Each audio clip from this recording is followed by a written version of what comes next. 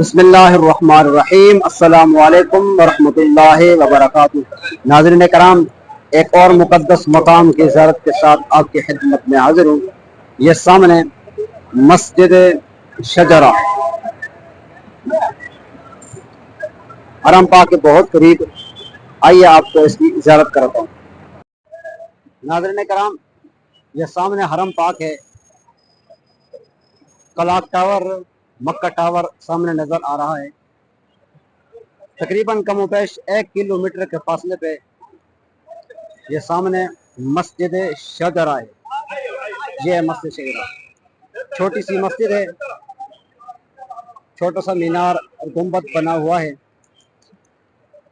اس کے بارے میں روایت میں آتا ہے کہ سرکار دو عالم صلی اللہ تعالی علیہ وآلہ وسلم اس مقام پہ تشریف فرما تھے کہ ایک اعرابی سرکار کے خدمت پاک میں حاضر ہوا۔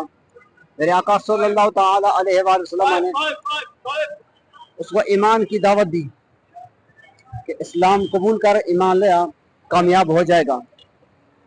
تو وہ اعرابی کہنے لگا کہ محمد صلی اللہ تعالی علیہ وآلہ وسلم آپ کو اپنا معجزہ دکھائیں۔ جو نبی ہوتا ہے وہ معجزہ دکھاتا ہے۔ میرے آقا نے فرمایا کہ کیا چاہتا ہے، کیا دیکھنا چاہتا ہے؟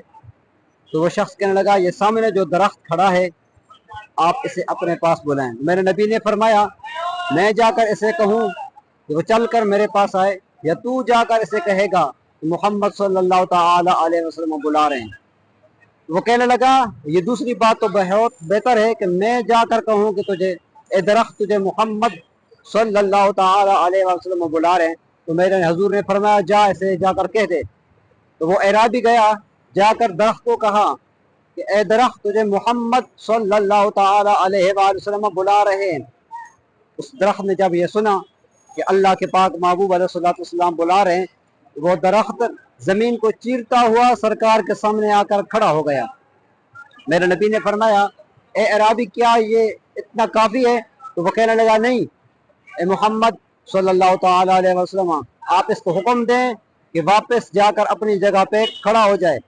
تو میرے حضور نے اسے اشارہ کیا تو وہ درخت واپس جا کر زمین کو چیرتا ہوا واپس اپنی جگہ اسی مقام پہ کھڑا ہو گیا۔